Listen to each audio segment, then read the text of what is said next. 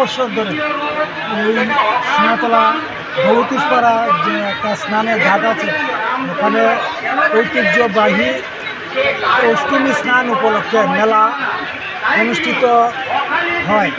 এবারও অন্যান্য বছরের ন্যায় পরম্পরাগতভাবে নিয়ম মেনে আমাদের এখানে অষ্টমী স্নান এবং বাসন্তী পূজা এখানে চলছে এবং এটা আমাদের ঐতিহ্য এবং সোনাতলাবাসীর গর্ব।